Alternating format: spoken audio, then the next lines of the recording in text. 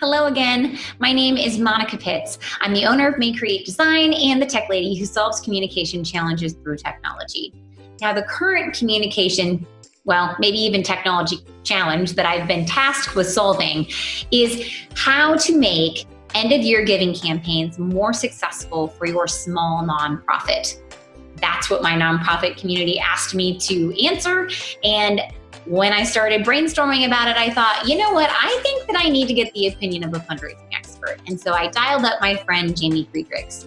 Now, Jaime is the facilitator of newfundraisingpros.com, which is an online community for fundraisers. And she's also a fundraising coach, not to mention that she's been doing it for her entire career. So she's pretty much got the skinny on how to make this work. And she came to me with 6 awesome suggestions. They were so awesome that I had to write them down. So I'm going to quickly go through the 6 so that way you know what we're going to get into with this discussion. Number 1 is get clear on your why. Number 2, a November appreciation push. Number 3, hone in on Giving Tuesday. And she's going to explain to us some strategies that might work. Number 4, make it super easy for your peer-to-peer participants. Number 5, re-energize mid-campaign. And number 6, incorporate the phone. So you may not use all of these suggestions, but you will definitely get a ton out of listening to Miss Jaime. So enough of me talking about it. Let's get over to the conversation. Hello, I'm Monica Pitts, and with me today I have Jaime Friedrichs, and many of you know Jaime. I mean, she's been part of the Columbia community for a long time, and now she's not working with not just one nonprofit, but many nonprofits, helping them polish up their fundraising.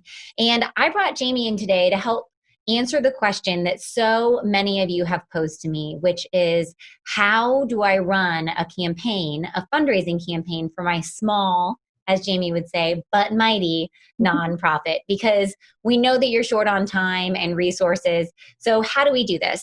And Jaime is going to tell me 6 things. But first, why don't you tell us a little bit about yourself, right? Okay. I'll keep it really quick so we can get to the good stuff. So I've been a fundraiser for 17 years and worked with some great local nonprofits professionally. And a little over 2 years ago, went out on my own as a fundraising coach because I felt very called to help what I like to think of as our small but mighty nonprofits who may not have a full-time fundraiser on their staff. So the executive director and the board and a lot of people are balancing fundraising with other things, or who have no staff at all, or who have a newer fundraiser filling that role that doesn't have all the infrastructure behind them, and helping these groups make the most of their fundraising efforts, do the highest return things, treat their donors really well, and understand sort of the professional side of fundraising so that they can do better and raise lots more money. This summer,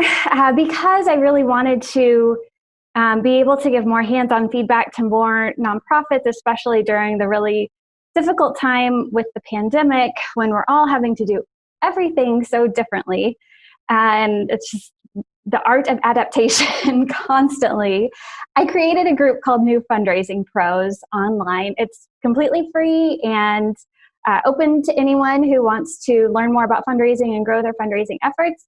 It's just a trusted, safe place where you can get feedback or post questions. I'll read and answer every post, and sort of a low pressure way to get free advice. Like a resource. Or something. Yeah, it's like a window into the fundraiser's soul. But I think, this is a digression, so you can cut this out if you need to, but I think fundraising can be really lonely, whether you're the fundraising professional or the executive director or the volunteer who's in charge of it. It's one of those things that not everyone understands what you're going through, and you can feel just sort of out on a limb by yourself. And I think it's really helpful to be able to connect with other people who are doing it too, and just kick things around and commiserate and give each other encouragement and just get more confidence. A lot of fundraising is being confident in your mission and what you're asking for. And so I hope that what the group is doing for people is making them feel more confident about their fundraising efforts. And I think that'll make them better. Yeah. Okay, so Jaime, why don't you kick us off? Tell us number one of your 6 things. Okay, yeah. 6 is a very random number. So I think the question you asked me is, well, what kind of advice do you have for smaller nonprofits as they're getting ready for Como Gives and doing their Como Gives campaign? And the first thing is something you can do right away, which is get really clear on why you need money, why you're raising money, what it's for. What it's for from both a tangible perspective, what are the things you spend money on, and what it's for from an impact perspective, what is the good that you're doing? And I think a lot of times in nonprofits, we're in the day-to-day flow, and it becomes like so obvious to us why we exist that we lose the ability to articulate it really well. And then you get into fundraising mode, and it becomes really hard to describe to your prospective donor or your volunteers or whoever why you're so worthy of support. It's like, oh, we do good things, help kids, and that's great. But we want to also say very clearly, well, donations are used in this way, and as a result, these things happen. And this is a really good way to get your board of directors or other key volunteers who are going to be part of that peer-to-peer effort down the road involved. Just kind of gathering together as like a focus group or a discussion. Either you could do it at a board meeting or do an extra special Zoom with breakout rooms or something to really define for yourselves and get clear in your own mind why you are so worthy of support, what the money does for you, what donor dollars do for you and through you for our community. And when you're able to have something like that up there, you can pin it on your wall. And I think in addition to getting ready for your really good fundraising materials, it's also inspiring to you. It kind of re-engages your excitement and like, yeah, we have to raise money because boy, we are doing great, amazing things. And these kids or puppies or people or cause or issue or community or whatever, they need us. We're changing the world. And so the first thing I think to get ready for Como Gives is just to get excited and get clear again about why donations. It's not just because you're a 501c3 and you're allowed to get donations. It's beyond that. And so what's the beyond that of what, and not just what you do broadly, but what these specific, we're all setting our Como Gives goals, whether it's $5,000 or $10,000 or $30,000.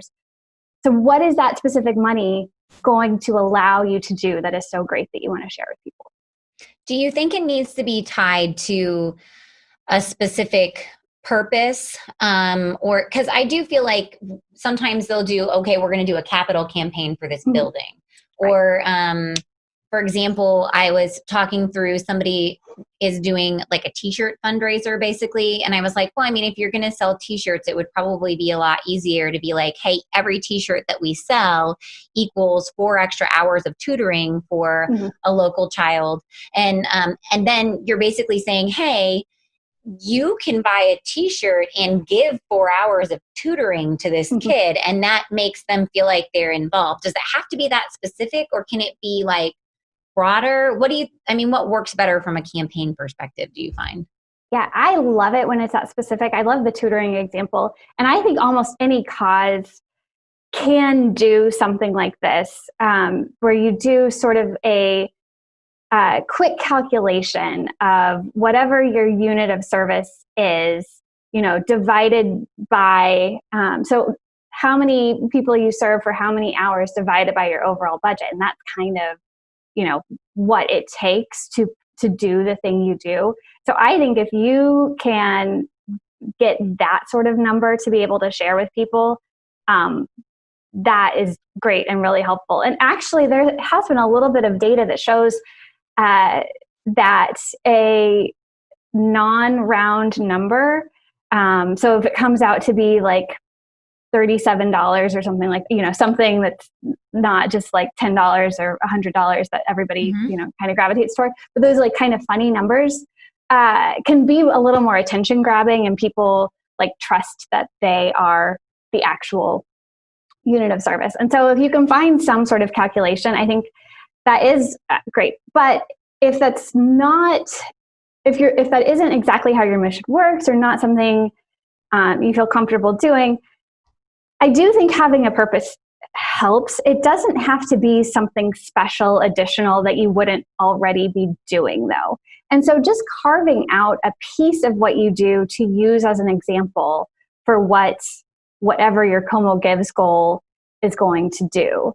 And so you don't want to necessarily imply every dollar that we raise through Como Gives goes to this specific purpose.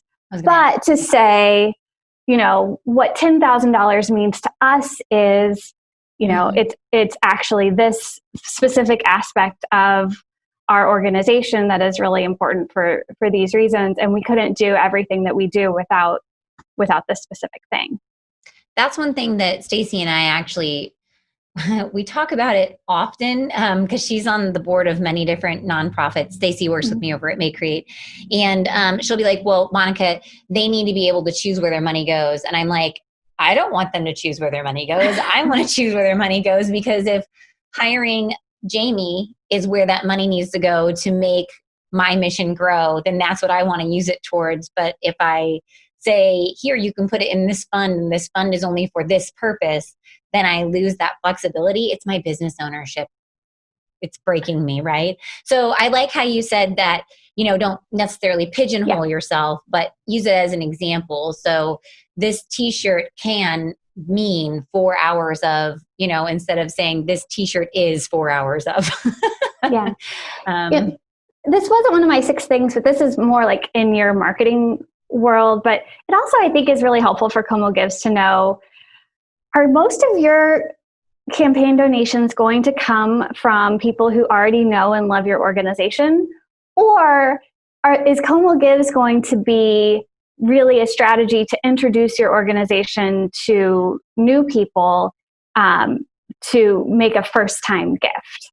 And that's very different. And so if what you need to be successful at Como Gives is a lot of first-time donors, the more specific you are, the easier that's going to be. But the idea is, the magic of fundraising is that it should be an ongoing relationship. And so at some point down the road, when they're making their second, third, fourth, fifth gift, they are no longer worried about what specific thing you're going to spend it on, because they've gotten to know you and trust you and see your impact firsthand. But when it's their first experience with you, I do think something a little more tangible and specific makes it easier for someone who doesn't know you to say yes. Okay, awesome. And I bet too that when you get that specific, it's easier for other people to help you in your campaign as well.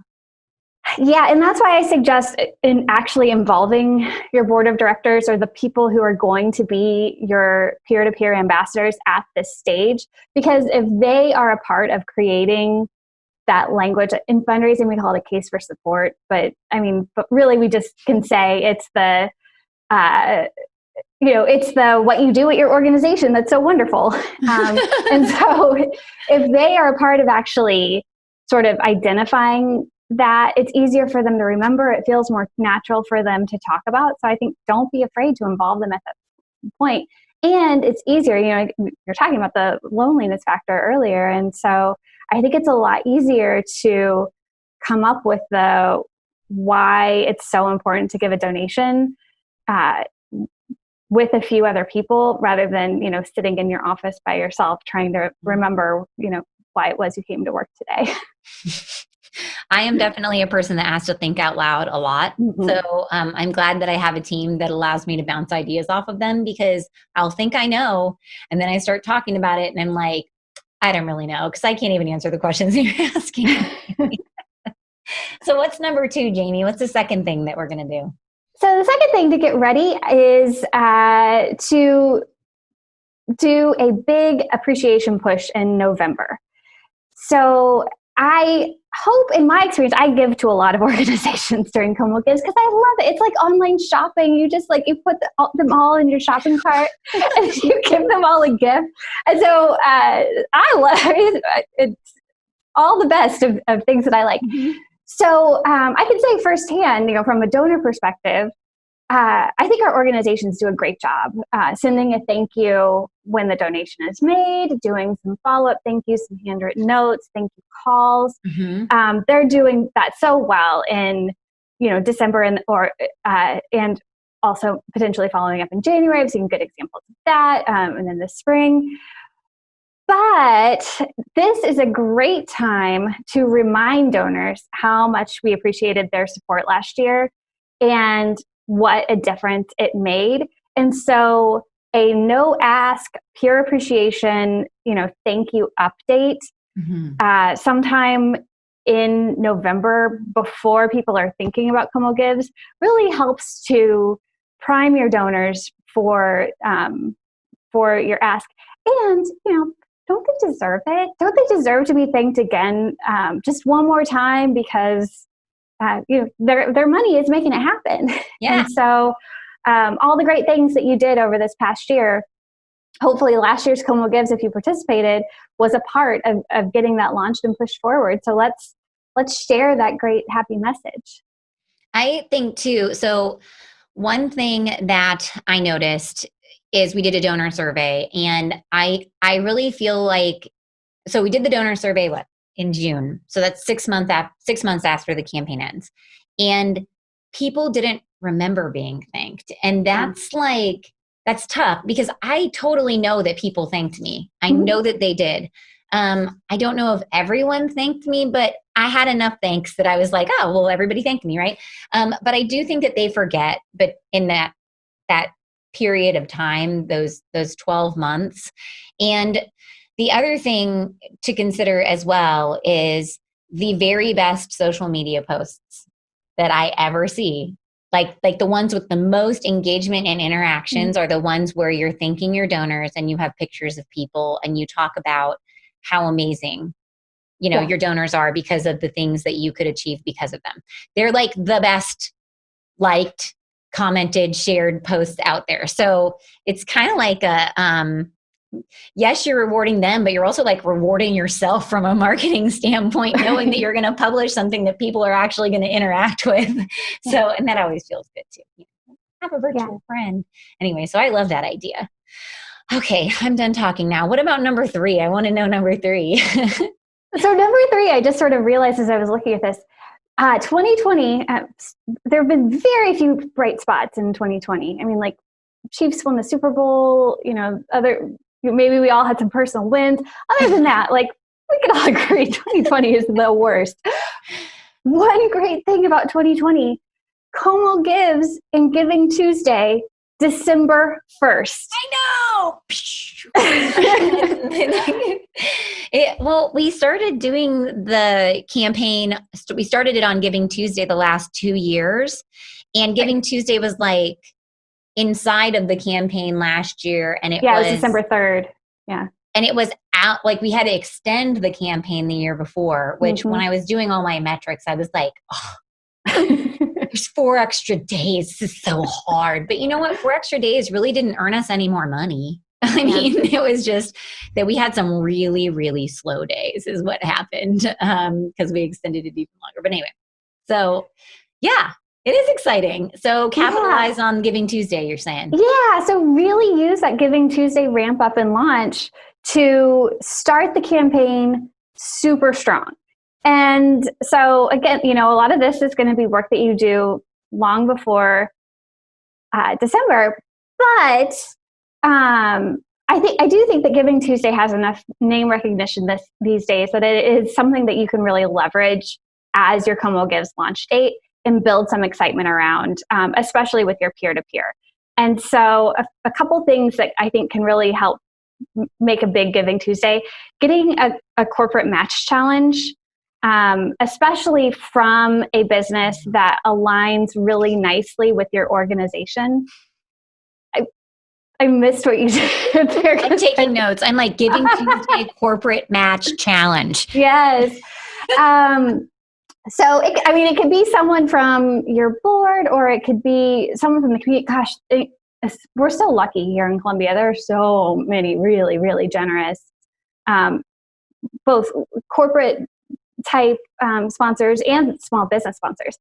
And a challenge match doesn't have to be huge, especially in the context of Como Gives, depending on what your total goal is. Even if your goal is in the higher range of, $15,000 or something, you could still do a day one, like $1,500 corporate challenge match. If you're able to capitalize on it the way it should work, which I hope you would, you still end up day one, December 1st, Giving Tuesday, with $3,000, which is 20% of your very, lofty $15,000 goal. Mm-hmm. And so it doesn't take a lot of money on the part of the corporate sponsor to be able to launch into more gifts. And it's a great way to recognize your corporate donors and get them some really good attention. And frankly, all of our businesses really could use that extra attention this year. And build excitement, because people love to give when their dollar is going to be matched by someone else. I would recommend, even if you're doing this, to go ahead and prepare your board members or some other folks to be kind of primed and ready to make their gift during the match. Maybe not all of them, but at least some, so that you really are taking advantage of building some momentum. And then if you have some donors that, not everybody loves giving online, and I know this is kind of out beyond Como Gives, but Giving Tuesday doesn't have to be just an online day of giving. And this is an opportunity to go ahead and engage donors who don't like giving online as well, to be a part of Giving Tuesday, even if they can't be a part of Como Gives, just to kind of widen the circle. Although I do think more and more people are comfortable with giving online every year.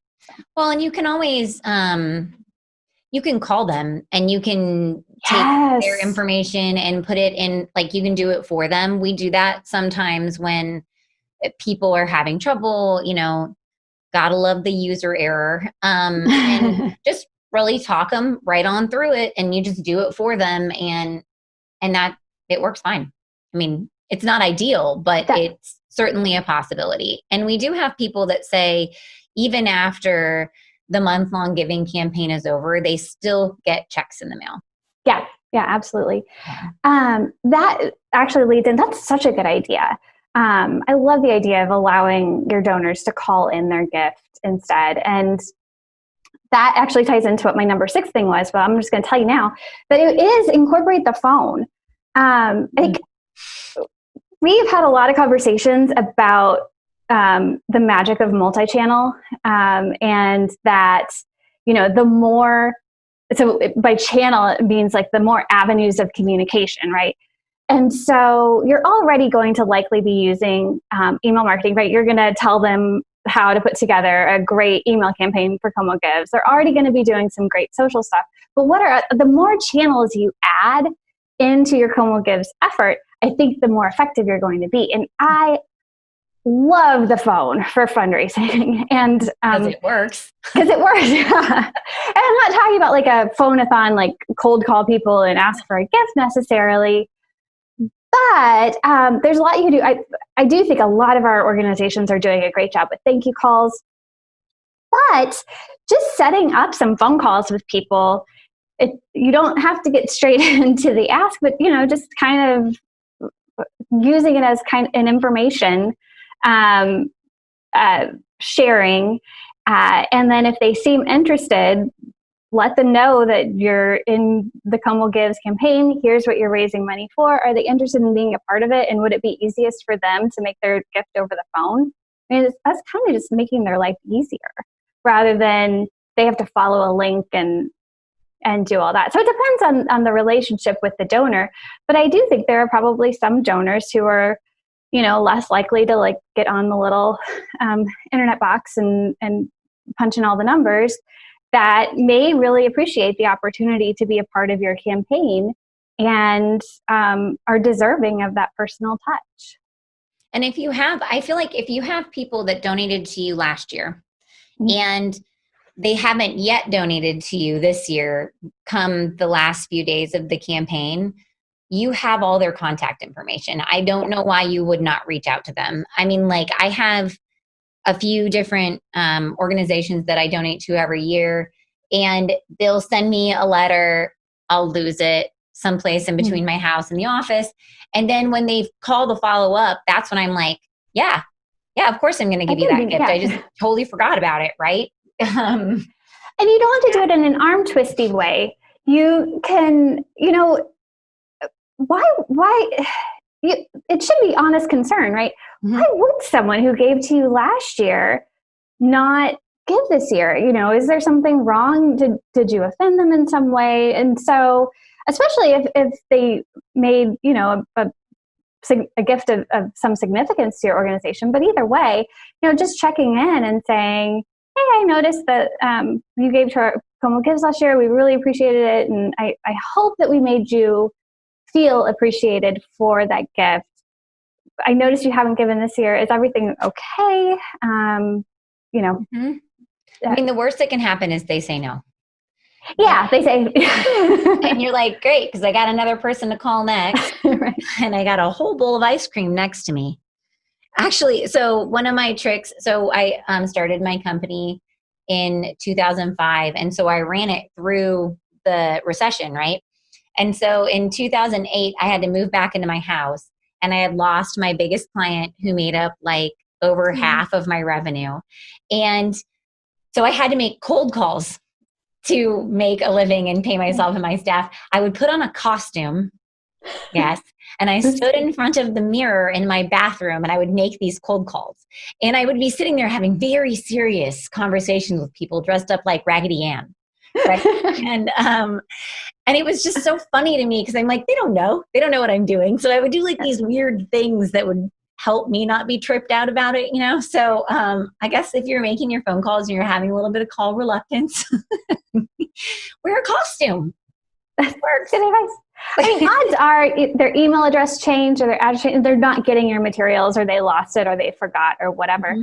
Or even if they weren't intending to give, just the fact that you care enough about them to call them, and that their gift is important enough to your organization that it got a personal call. I mean, that says a lot to someone. Yeah. Even if their gift was $10 or $20, it's still important. Yeah. Definitely. I think we're on number, I don't even know. Well, I was really it's sort impressed with your math earlier, by the way. Yeah. It's just like 30 or 20% of your, I was like, how'd you do that in her head? I needed a spreadsheet for that. Anyways, what number? We're sort of on 4, sort of on 5. But it's, I think it's one, that I know we've talked about before, about making it easy for your board and your supporters to do the peer-to-peer portion. I think that adding the peer-to-peer is one of the best things that you and John and all the people that make the Como Gives magic did. It's such a good idea. There's so much potential in it. But it doesn't just work by itself. Like most things, the more you put into it, the more you'll get out of it. So providing really good support to your volunteers and people who will do the peer-to-peer for you to make it as easy as possible for them, and being really clear on what you want them to do in terms of both like a step-by-step and providing some resources, and just a when this needs to happen and a why. And being able to tell them that peer-to-peer is probably the best opportunity in Como Gives. A lot of people participate in Como Gives, looking for new donors because it gets their name out there in the wonderful giving guide and on the website as people are scrolling through. So it is some natural awareness from that. But what's going to actually get people to take action and become a new donor is often going to be when someone that they already trust says, this is an organization doing great things. Yeah. And so this peer-to-peer is your best opportunity to get the new donors. And so you want to do everything in your power to make it really easy for especially your board members, but even other wonderful volunteer supporters. And the other thing you can do to help them is offer to brainstorm their prospects with them. So do like a 10-minute phone call with each of your board members or people who sign up for peer-to-peer, or at least offer, if you're going to sign up for peer-to-peer, that you'll sit with them on the phone or in a physically distanced way to just think about, okay, who of my friends and acquaintances and family and colleagues are the best people for me to send this to, and make that list. Because I think my experience with volunteers and especially board members, they have such wonderful intentions, but then you sit down to actually make the fundraising calls on behalf of the organization that you love and that you care about, and your mind just goes blank of like, who in my Rolodex or whatever in my Google contacts should I be sending this to? And so just the ability to have a talk about that and make that list, and then all they have to do at that point is go do it, because you've given them the script. They know why it matters, and they know exactly who they're sending it to. It's really easy for them to take 5 minutes to do it. I agree. And I also, so do you think, so they definitely have their script, giving them, I think even like a timeline, even for promotion would be nice. Like, hey, here's some different ideas and some days that you might do it on that would coincide with what we're doing. Yeah, I did find, we did a survey of our peer-to-peer participants, and I had a hard time getting them to respond to me, so I'm sort of stalking them right now. But of the people that responded, they were the people who earned, like, I would say at least $200, if not more, in their fundraisers. And a lot of them said that they wanted to have more support from the nonprofit. So that's something to keep in mind, is that they do want your help to do this.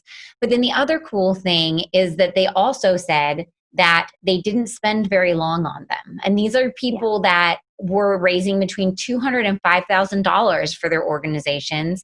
And they said they spent a few minutes a day, like max. And I'm like, okay, well, that's awesome. That should absolutely be something that you tell other people that you're trying to get to do peer-to-peers, because who knew that it was, like $5,000? You know what I'm saying? So it's pretty kind of a big deal. Yeah. And the other advice of peer-to-peer that I think we talked about during the bootcamp Q&A, but help your peer fundraisers engage with their own story of why they love your mission.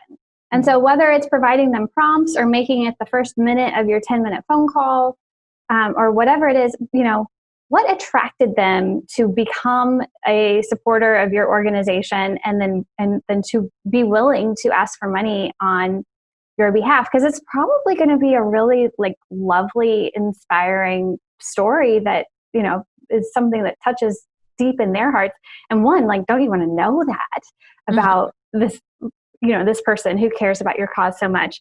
And then two, that can become part of their ask. And when they say, I love this cause because, that's so much more interesting to their friends and family who are considering a gift than this cause is great because, making it really personal. Agreed. And one thing that I did just think of was with, so you don't just have to do peer-to-peers through the Como Gives interface. You can do them really anywhere. You can ask people to do them on Facebook. But one of the very nice things about doing them on Como Gives is that you get all the donor information. So you are meeting new people that you would not have met before, and you have their names and their phone numbers, and you know who brought in those donations, which is a lot different than say Facebook. You don't get anything. You get money, which is awesome. Don't get me wrong, but you still didn't make new friends, which is a lot of what we want, Absolutely. So if you're thinking about doing it outside of Como Gives, definitely think about, like Jamie said, with the goal of your fundraiser. If you're trying to do peer-to-peers to meet new people and get more volunteers and donors, then make sure that you do it through a platform that actually lets you get their information, because otherwise you just got money, which is a different goal. Not a bad one, just a different one. People's first gift to your organization is almost never their largest gift to your organization. So if you can re-engage them and develop that relationship further on down the road and over time, it's going to pay so much more than the lovely gift that they give you during Como gifts.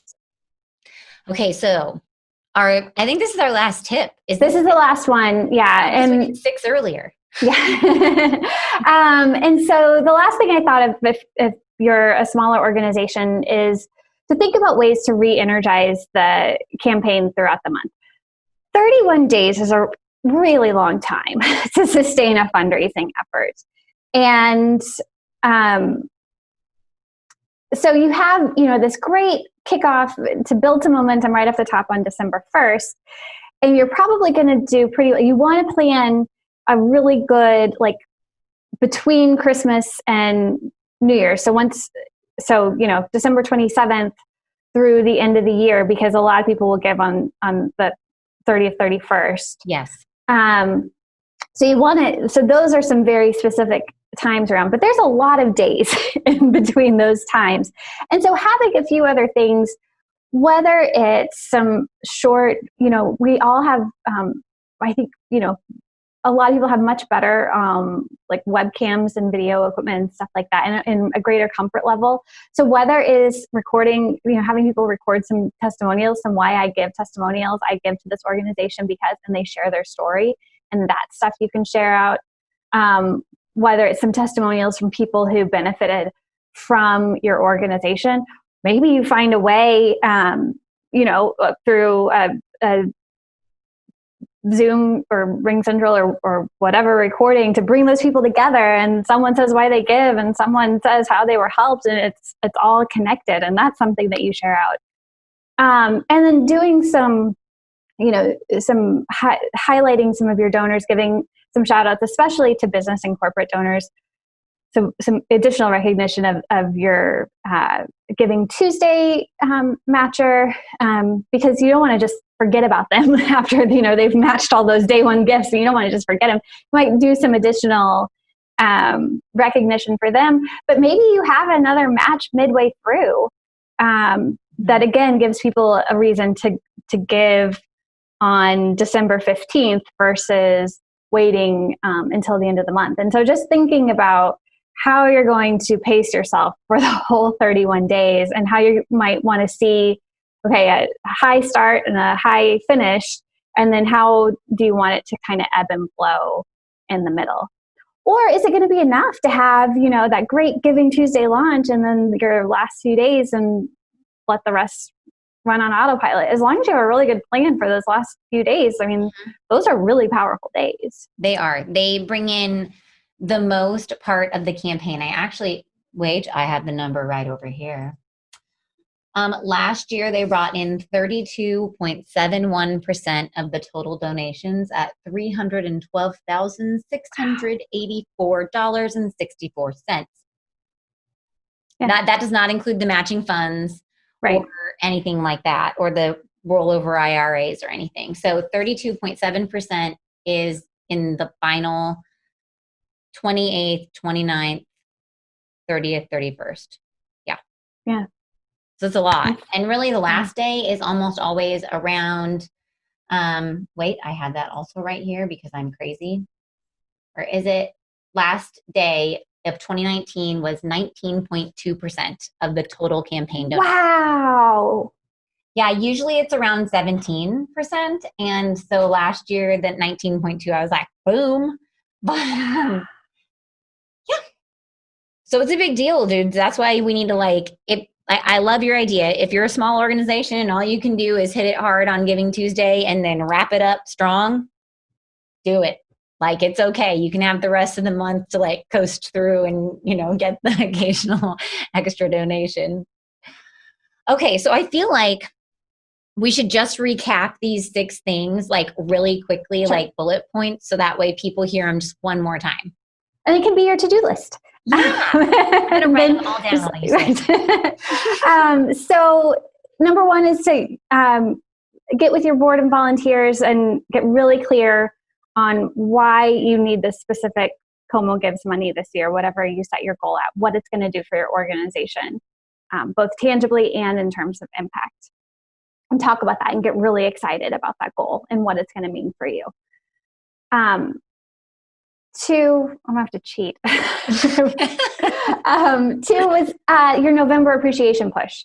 And so work on this now and have it ready to go, around the 1st of November before it gets lost by the week before Thanksgiving, people are already getting their direct mail. So to get it out like in the first week or two of November, that is a pure thank you for giving to Como Gives last year. We raised this much money because of you, and you made these things happen throughout this year because you were so generous at last year's Como Gives. And that's it. Don't talk about this year's Como Gives. It's just a thank you. Mm-hmm. And that can be something you send them. It can be another thank you call. It can be emails, whatever feels right to you. 3 is to get ready for Giving Tuesday and set it up to just be an amazing launch for the campaign. Look for a corporate matching challenge.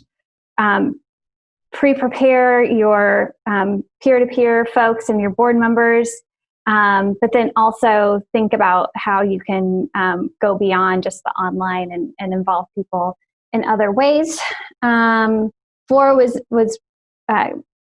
maybe should have been 3, because you probably need to do this before the Giving Tuesday push, is make it really easy for people to support you with the peer-to-peer. So help them identify their why, help them identify their prospects, and then give them really clear instructions and scripts and that sort of thing to do those peer-to-peer campaigns. And then as you're doing all that, think about how your campaign will flow throughout the month. That's number 5, the thinking about, is it going to be just a big Giving Tuesday and a big last 4 days, or are there some other things that you want to do in the middle to keep the energy up?